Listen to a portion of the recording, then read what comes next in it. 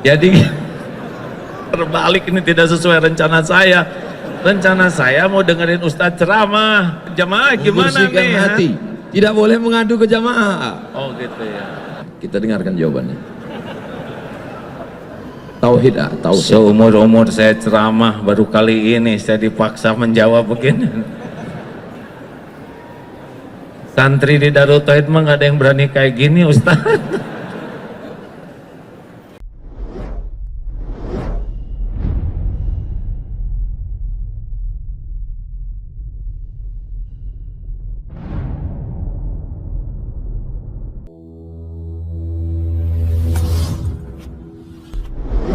Baik, alhamdulillah kita baru saja mendengarkan sesuatu yang menyentuh hati. Sebentar. Masya Allah. Gimana perasaan jamaah malam ini bisa berkumpul dengan Kiai Haji Abdullah Gimnastiar? Senang apa lapang hatinya? Saya terus terang bisa satu majelis dengan beliau. Dulu saya nonton TV dari pagi sampai siang, sampai malam, sampai pagi lagi beliau terus. Tidak pernah terlintas di pikiran saya bisa satu majelis dengan beliau. Allahu Akbar. Ketika orang memuji A.A. Gim tampil di seluruh TV, bagaimana cara A.A. Gim bisa meluruskan niat dan membersihkan hati? Ini mah jadi bulak-balik begini, hadir. Dulu Ustadz, Ya. kita ngobrol aja lah ya. Baik. Dulu tidak pernah menyangka akan menjadi posisi seperti ini. Ya. Tetapi entah bagaimana takdirnya tiba-tiba menjadi dikenal sebagian orang. Allah. Padahal secara keilmuan belum siap, dan ada lagi yang belum siap, keimanan belum siap. Jadi ketika makin populer, makin di banyak tampil, ternyata saya kehilangan yang sangat besar, yaitu rasanya kehilangan kedekatan dengan Allah dibanding sebelum dikenal orang. Jadi ustadz populer malah jauh dari Allah. Ya, itu sampai tahun 2006. Sebelum Allah memberikan karunia, ditegur, diingatkan, sehingga alhamdulillah mudah-mudahan sekarang sudah bisa lagi nginjak bumi. Kalau dulu jadi terbang kayak balon gas karena ketipu atau tidak siap dengan popularitas. Gitu Ustaz. Sekarang gimana Ustaz jadi orang populer, Han? Ini pas umur saya dulu, Pak. Saya dulu mulai diuji popularitas umur 39, 38, 39 mulai di TV. Ustaz sekarang lagi populer-populernya nih. Tapi saya mulai diuji umur 45, Ustaz 43, 2 tahun duluan Ustaz. Bagaimana mungkin orang yang berada di masjid, yang semestinya mengingat Allah, yang mestinya berasa berhadapan dengan Allah, tapi justru melupakan Allah? Ini kan ujian luar biasa. Ya, memang kalau mulut mudah menyebut Allah, tapi hati belum tentu. Dan bahayanya penceramah model kita Ustadz, ya. Kalau orang awam, Wali, alhamdulillah nih tuan rumah. Waalaikumsalam warahmatullahi wabarakatuh. Bang, apa kabar? Masya Allah Pak Wali. Masya Allah. Ya. Lanjut, mau ikut gabung sini Pak Wali. Makasih Pak Wali, alhamdulillah.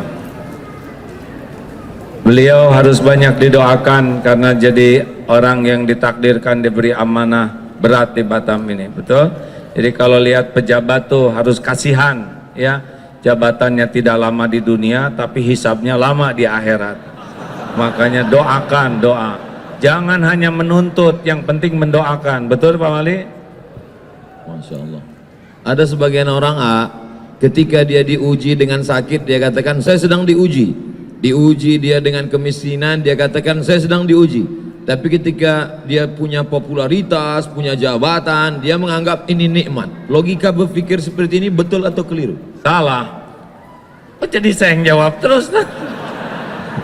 Jadi justru ujian yang ada puji, ada caci. Ya. Ujian yang terberat itu pujian. Kenapa berat? Karena pujian ini cocok dengan yang nafsu sukai. Oh. Jadi kalau nafsu suka, itu lebih berat. Ya. Tapi kalau nafsu tidak suka, itu cenderung yang lebih dekat yang Allah sukai. Seperti tidur, tahajud atau tidur, pasti nafsu sukanya tahajud atau tidur. Tidur. Nah, makanya itu lebih berat. Ya. Jadi dipuji itu lebih berat daripada dicaci. Karena kalau dipuji kita sudah suka jadi merasa seperti apa yang dikatakan orang. Wah, Ustadz Abdul Somad soleh, wah itu lebih bahaya daripada Ustadz perbaiki dong. Nah, itu lebih bagus. Berarti kalau gitu kita lebih berusaha mencintai haters daripada lovers. Ya, lover dicintai, haters juga dicintai. Masya Allah. Karena tidak rugi kita dikritik orang. Yang rugi itu sebetulnya kalau terpedaya oleh pujian orang. Sekarang bagaimana rasanya Ustadz jadi orang terkenal? Masya Allah, tabarakallah. Kita sedang disadarkan bahwa selama ini kita salah melihat hidup. Selama ini kita merasa kalau sedang sakit diuji Allah. Ketika kita sedang miskin diuji Allah. Ketika kita sedang dapat jabatan, alhamdulillah saya diberi. Padahal sebenarnya juga bagian dari Dan lebih berat ujiannya. ujian jabatan. Iya, Ujian popularitas. lebih berat Pak. Kalau orang populer seperti Ustadz Abdul Somad ini ya, Ada contoh lain enggak? udahlah giliran. Kalau orang tidak dikenal, bikin kesalahan bisa dia sendiri Pak. Ya. Tapi kalau model orang hampir nyebut kita, model Ustadz yang terkenal ini, Ya. bikin satu aja kesalahan, Ya. ditiru orang banyak, udah nggak tahu gimana ngejar tobatnya itu. Dosa jariah. Iya, dan terus disampaikan, apalagi sekarang dengan seperti ini lebih sensitif lagi. Masya Allah. Makanya siapapun, dan orang terkenal itu bukan karena maunya orang, karena maunya Allah. Ujian, tidak usah ingin terkenal, dan kalau nggak ada takdirnya nggak akan pernah terkenal. Tapi yang udah ditakdirkan terkenal harus obat habis-habisan supaya tidak terpedaya oleh keterkenalannya. Gitu. Bagaimana memanage hati kita supaya kita tidak terpedaya oleh setan yang luar biasa? Jadi terbalik, ini tidak sesuai rencana saya. Rencana saya mau dengerin Ustadz ceramah. Saya sedang belajar ilmu tauhid. Bagaimana mensucikan hati? Gimana jamaah? Gimana Membersihkan nih? hati. Tidak boleh mengadu ke jamaah. Oh gitu ya. Aneh pada saya tuan rumahnya. Begini Ustadz, kata guru saya, kalau kita sedang diuji dengan dihormati orang lain, Ya. pokoknya kalau orang menghormati kita pasti minimal dua hal. Satu, yang dipuji oleh orang itu pasti karunia Allah. Ya. Wah ini pintar, pasti karunia Allah. Ya. Wah ini hebat, pasti karunia Allah. Wah ini kaya, pasti karunia Allah. Pokoknya kalau orang muji kita, yang dipuji itu pasti pemberian Allah. Pemberian Itu yang pertama. Jadi kita harus tahu, oh ini yang dipuji pemberian Allah. Yang kedua, kenapa kita dipuji orang? Karena Allah menutupi aib, dosa, kejelekan dan kekurangan kita. Nah kata guru saya, kalau kita sedang dikagumi orang, dipuji orang, sibuk lihat apa yang Allah tutupi daripada sibuk menikmati pujian penghargaan orang. Masya Allah, tabarakallah. Jadi sebenarnya ketika kita sedang dimuliakan, diagungkan, dihormati, disanjung tinggi, sebetulnya bukan prestasi kita, tapi karena pemberian pinjaman Allah, dan Allah menutupi aib cacat kita. Benar, dan itu ujian lebih berat daripada nggak ada yang muji. Kenapa Allah tidak buka? Itu semua karena sayang Allah kepada kita. Sayang Allah, mungkin doa orang tua, mungkin kita pernah nolong seekor kucing, mungkin kita pernah ngasih minum burung, dan Allah suka dengan kebaikan kita, yang kita tidak merasa hebat dengan kebaikan itu, tapi Allah suka.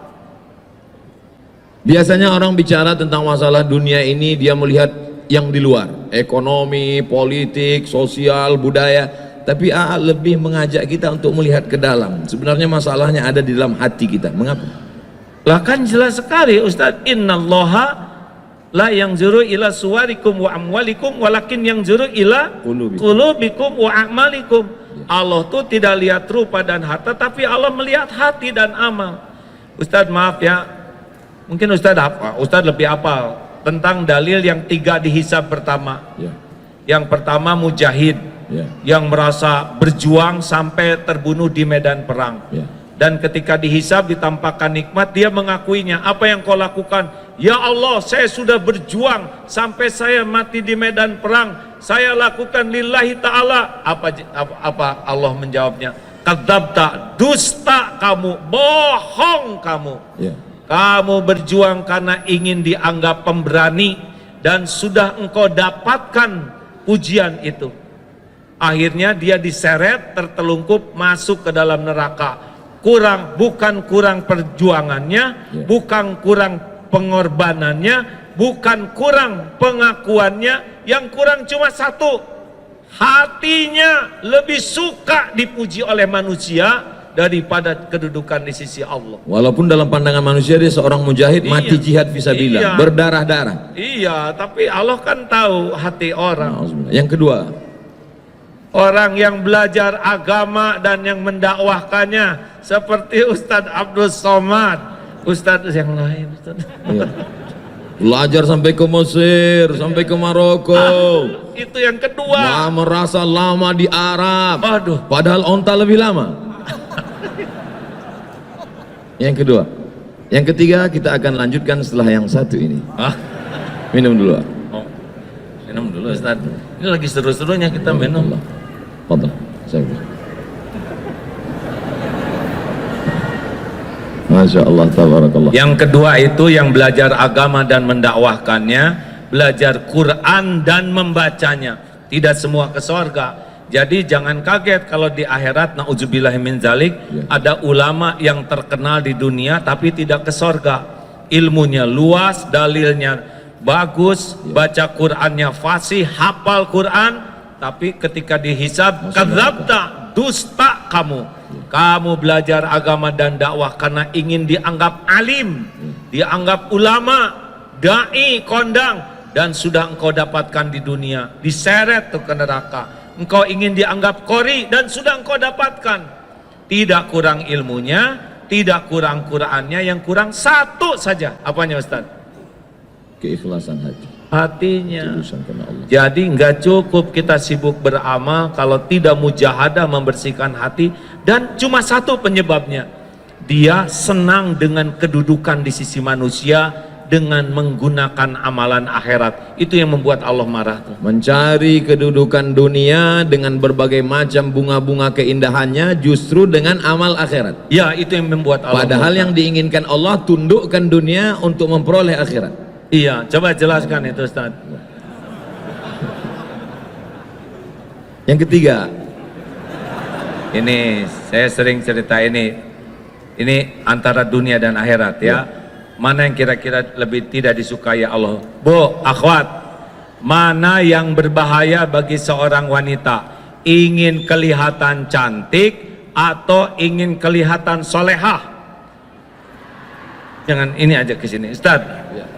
Mana yang bahaya bagi seorang wanita? Ingin kelihatan cantik atau ingin kelihatan solehah? Harus kita voting nampaknya.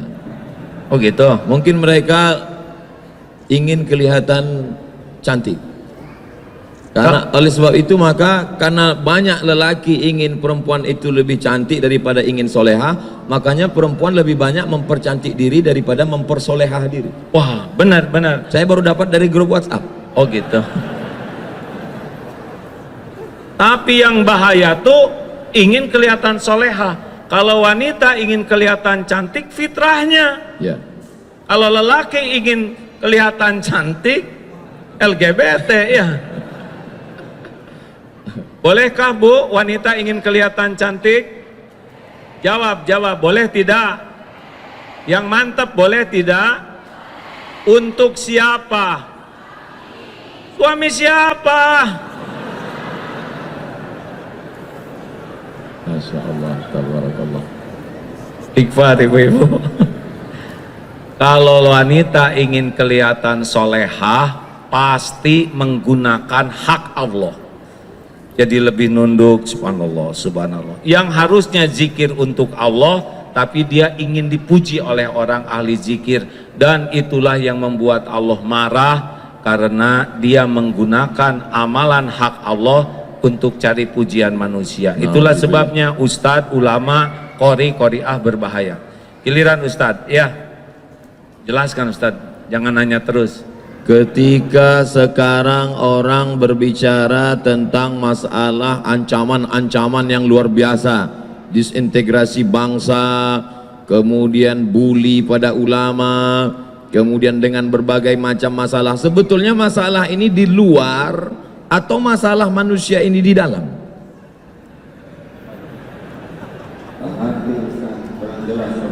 Lebih bagus ini. Masalah manusia ini sebetulnya masalah ekstern di luar, masalah ekonomi, masalah sosial, masalah politik, atau dia sebetulnya punya masalah di dalam dengan hatinya kotor, dan bagaimana cara mensucikan tazkiyatun nafs, dan apa hubungannya dengan tauhid? Selalu mengkaji tentang masalah tauhid. Apa sebenarnya target dari tauhid? Saya belum pernah ditanya kayak gini terus-terusan hadirin. Duduk bersama seorang yang lebih faham tentang masalah kehidupan. Ada ilmu yang tersurat, ada yang tertulis, tapi ada yang tersirat. Inna fi khalqis samawati, dalam penciptaan langit, tidak tersurat, tidak ada dalam tulisan, tidak dikatakan oleh ulama, tapi dia dapat ditangkap. Ittaqu firasatal mu'min, takutlah kamu pada firasat orang beriman. Fa innahu yanzuru binurillah, dia bukan memandang dengan matanya, tapi dia dengan memandang dengan pandangan Allah yang diberikan Allah pinjaman kepada dia. Maka duduk sejenak dengan orang berilmu sama dengan duduk berjam-jam, bahkan berhari-hari di perpustakaan. Kita nikmati duduk bersama dengan orang berilmu ini, maka kita ambil semuanya, mudah-mudahan jadi bekal kita di masa akan datang. Takbir. Semangat mereka. Kita dengarkan jawabannya. Tauhid, tauhid. Seumur-umur saya ceramah, baru kali ini saya dipaksa menjawab begini.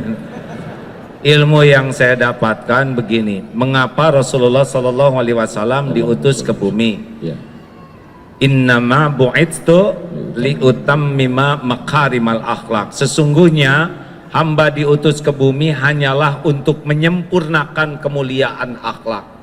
Beliau bersimbah keringat, air mata, bahkan darah, agar kita semua memiliki akhlakul karimah. Karena semua masalah itu gara-gara akhlak yang buruk. Politik itu tidak ada masalah, tapi menjadi masalah kalau berpolitik dengan akhlak yang buruk.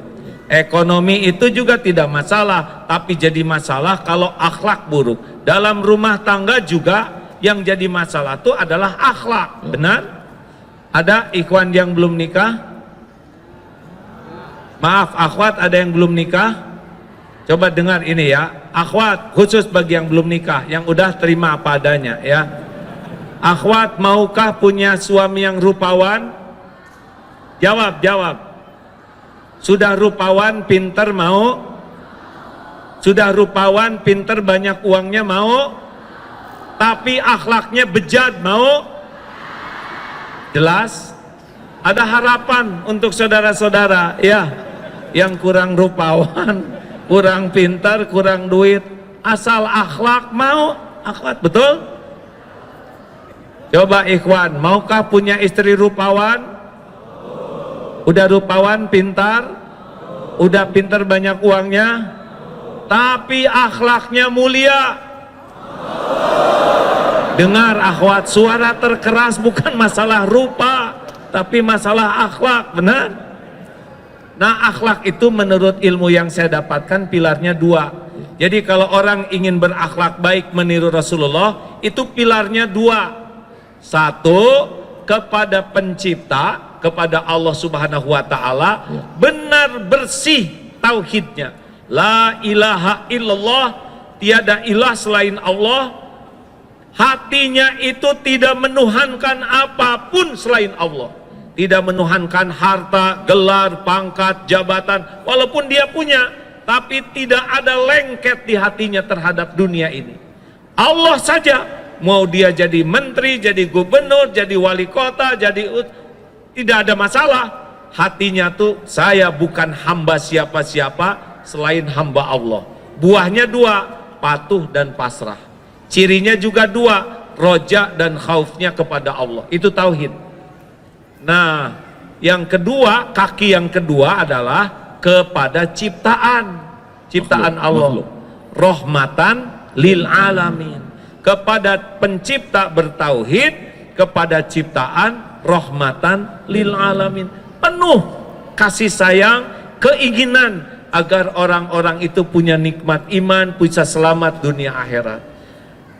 Itu Ustadz yang saya tahu. Itu makanya AA Gim selalu mengkaji masalah tauhid, bahkan pondoknya Darut Tauhid. Pertanyaan yang menggumpal, mengkristal di kepala kita selama ini, mengapa tauhid? Ternyata masalah manusia ini dapat diselesaikan dengan dua, kepada Khalik, hanya bergantung kepada Allah. Tapi selama ini kalau kita bicara tentang masalah orang bertauhid, biasanya katanya zuhud, jangan bergantung kepada harta, jangan bergantung kepada kuasa, akhirnya dia hidup miskin, susah, melarat. Tapi Agim ada yang unik, dia bicara tentang tauhid, bicara tentang zuhud, tapi dia kaya raya, motornya gede. Bukan motor gede, itu motor sedang, sayanya kecil, jadi lebih kelihatan. Masya Allah. Bicara tentang masalah tauhid, orang selalu mengatakan kalau sudah tauhid kita murni, jangan lagi memandang kepada harta, tinggalkan ekonomi, tinggalkan. Tapi justru Agim tidak demikian. Tauhid tetap, tapi kita lihat kehidupannya baik, ekonominya mapan, kehidupannya bagaimana menyeimbangkan ini sehingga umat tidak tersesat dalam pemahaman yang keliru memahami Islam. Jadi begini Ustadz, Ya. Tidak menuhankan itu bukan berarti tidak punya. Kata kuncinya bukan berarti tidak menuhankan, berarti tidak punya. Iya, gini, kita punya harta tapi tidak menuhankan harta, itulah zuhud. Allah. Ada orang yang tidak punya harta tapi menuhankan harta, tetap saja dia walaupun bokeh tetap tidak bagus, itu yakinnya. Orang yang tidak punya harta tapi menuhankan harta, ingin punya harta padahal tidak punya harta, masuk nerakanya 2 kali berarti. Gak tahu juga Ustaz, itu urusan Allah. Tapi udah pasti menderita, karena setiap kali kita mengilahkan sesuatu selain Allah, Allah kan tahu isi hati kita, pasti Allah turunkan gelisah. Jadi kalau misalkan udah menyandar nih ya, udah ingin dipuji, ingin dihormati, ingin dikagumi ke makhluk, udah pasti Allah naruh di hati ini kegelisahan, kesengsaraan.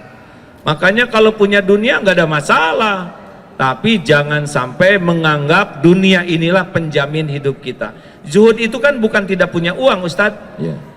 Orang yang zuhud itu mau punya 1000, sejuta, semiliar, sama. Karena dia lebih yakin dengan jaminan Allah daripada apa yang ada di tangannya. Itu zuhud. Bagaimana menguatkan keyakinan? Harus dilatih Ustadz. Cara melatihnya? Ya misalkan ini nanti ada sedekah ya, jangan suka ragu-ragu, sedekah berapa, nggak usah dihitung-hitung, ada sini, coba aja keluarin, buka jam keluarin, cincin keluarin, pasti nyesel. Kenapa tidak dari dulu saya jadi dermawan gitu, nyeselnya. Jadi ini akan ada ujian. Ada sesudah ini biasa kan diuji ya. Masya Allah, mana kotaknya? Belum Ustadz, belum panas ini ya. Ya.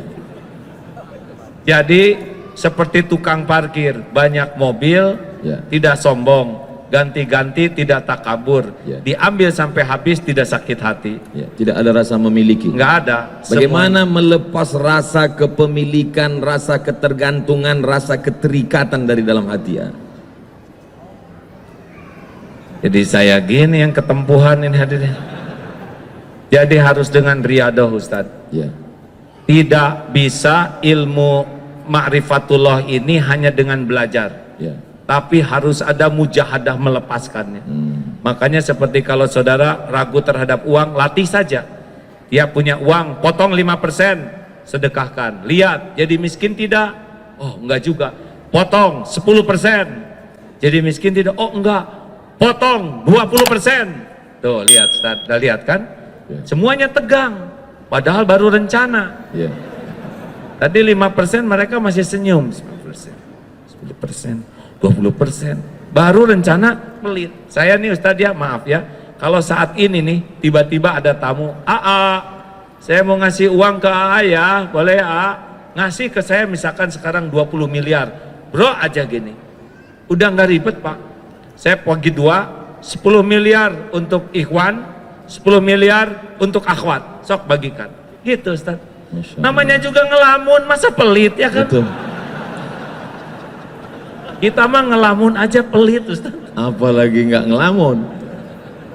Suatu ketika saya sedang pergi umroh, lalu kemudian saya melihat ada cincin yang sangat cantik. Saya sangat suka. Lalu saya beli, lalu saya pakai, lalu saya menikmati. Hati saya mulai tergantung. Karena kalau dia pergi pasti saya akan kehilangan. Sampai akhirnya saya suatu tempat ceramah, ada bapak-bapak mengatakan, cincin Ustadz cantik, saya suka, boleh nggak untuk saya? Lalu kemudian saya berikan kepada dia. Saya ingin mempraktekkan ceramah AA dulu waktu di Darut Tauhid. Jangan ada keterikatan. Saya ingin lepaskan itu, cincin ini saya lepaskan, saya amalkan ceramah AA. Saya tidak ada keterikatan dengan cincin ini. Menyesal saya. Ini ada cincin yang lebih bagus ya nggak? Ceritanya belum selesai. Oh iya. Begitu saya berikan, saya menyesal dalam hati saya. Ini gara-gara mengamalkan ilmu game ini. Jangan ada keterikatan, lepaskan semuanya. Saya lepaskan satu cincin. 2 hari setelah itu saya ceramah di Makassar. Datang bupati, tidak boleh sebut nama, menjaga kode etik jurnalistik. Dia lepaskan cincin yang dia sayangi, yang lebih mahal yang dari saya punya. Inilah dia sekarang. Masya Allah, Alhamdulillah, Allahu Akbar. Yakin kan? Memang ajaran AA ini luar biasa. Saya dulu dilatih guru saya begitu Pak. Pokoknya berikan, sekarang udah nggak riadoh lagi ya, saudara jangan ngarap-ngarap apa-apa ya. Makanya saya nggak begitu bawa apa-apa, takut diminta. Dulu sama Ustadz, punya cincin ada lafaz Allah, bagus kata guru, kasihkan. Sampai dulu sekali baju itu sampai tinggal 1 Ustadz, baju untuk ceramah. Nah malam minggu itu saya ingat ceramah di Jatinangor, jatuh karena ceramahnya di kampung. Tes, kedengaran Bu? Jelas?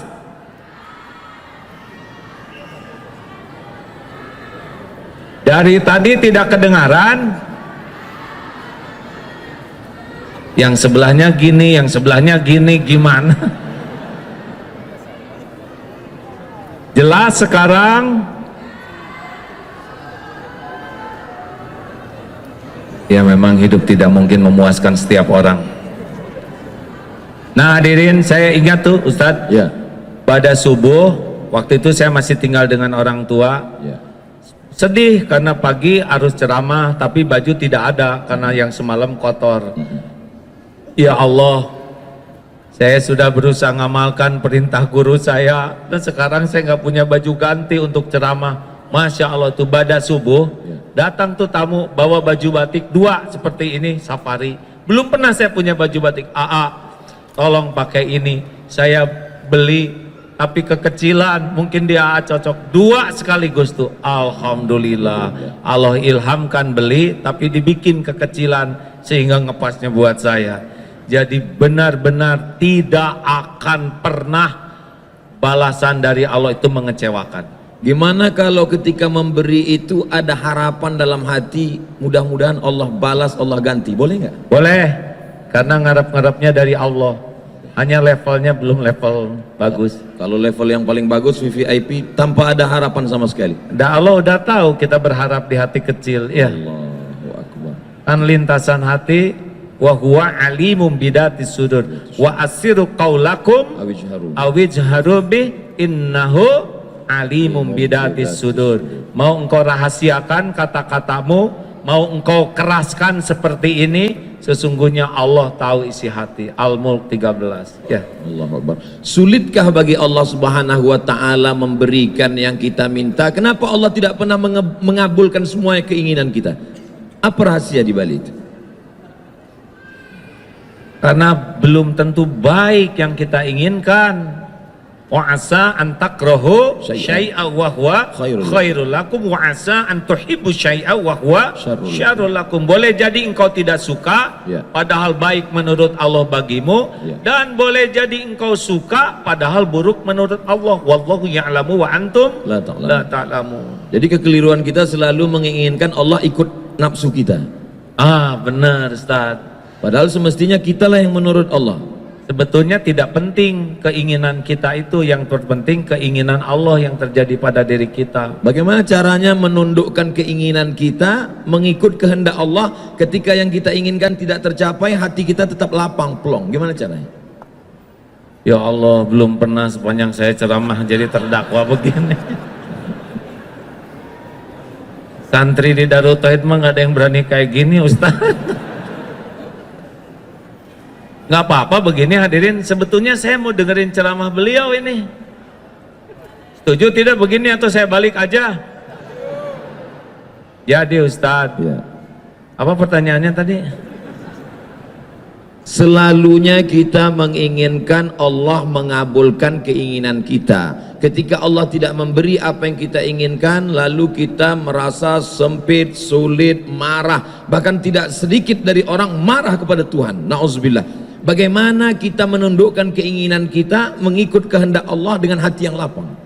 Memang ini tauhid. Kalau kita tahu Allah Maha tahu yang terbaik bagi kita, kita tidak akan ngotot dengan keinginan kita.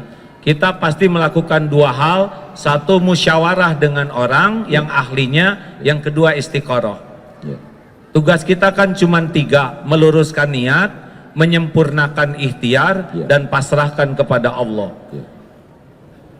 Kita ini hamba, tidak berhak mengatur Allah. Kita ini hanya melurus. Tugas kita kan bukan menentukan sesuatu. Tugas kita tuh niatnya lurus, lillahi ta'ala, ikhtiarnya maksimal di jalan Allah. Dan yang ketiga, kalau baik silahkan, kalau tidak baik jangan. Mungkin praknya ini yang penting tuh Ustaz. Kalau orang tidak pakai prolog niat cara yang benar dan tawakal, pasti luka. Ini kan prinsip luka di hati itu kan karena melekat. Seperti perangko melekat di amplop, ketika dicopot robek dia. Nah, kemelekatan hati kita, lengketnya hati dengan sesuatu, itulah yang bikin kita banyak sakit hati. Karena melekat. Melekat, kayak pengen dipuji, orang tidak muji, sakit hati. Pengen dihormati, orang tidak menghormati, sakit hati. Gitu. Keinginan sumber penderitaan. Oh ya? Iya benar juga Ustaz. Ada lagunya itu. Coba Ustadz jelaskan lagu keinginan sumber penderitaan. Semakin besar keinginan, semakin besar hawa nafsu, semakin besar kekesalan dan penderitaan ketika tidak terkabul, karena kita sudah membuat suatu obsesi besar. Tapi kalau kita lihat hadis Nabi SAW, Nabi berkata, saat aku lihat percikan batu pertama, kamu akan membebaskan Rom. Saat aku lihat percikan batu pertama ketika menggali Khandaq Parit, ketika berbenturan pacul besi itu dengan batu, aku melihat cahaya, kamu akan membebaskan Yaman, kamu akan membebaskan Syam, kamu akan membebaskan Rom. Apa beda obsesi keinginan dengan cita-cita? Karena Nabi mengajarkan kita punya cita-cita tinggi. Ada dalilnya, ihris ala ma yanfa'uk wasta'in billah wala ta'zaz. Yang lanjutan dari Al-Mu'minul Qawi. Ahabbu ilallah minal mu'min. Al-Mu'minul Qawi khairun wa ahabbu ilallah minal mu'mini dhaif wa fi kullin khairun. Mukmin yang kuat lebih baik dan lebih dicintai Allah daripada mukmin yang lemah, kalau pada keduanya ada kebaikan. Ihris ala ma yanfa'uk. Bersungguh-sungguhlah, antusiaslah, semangatlah dengan apa yang bermanfaat bagimu.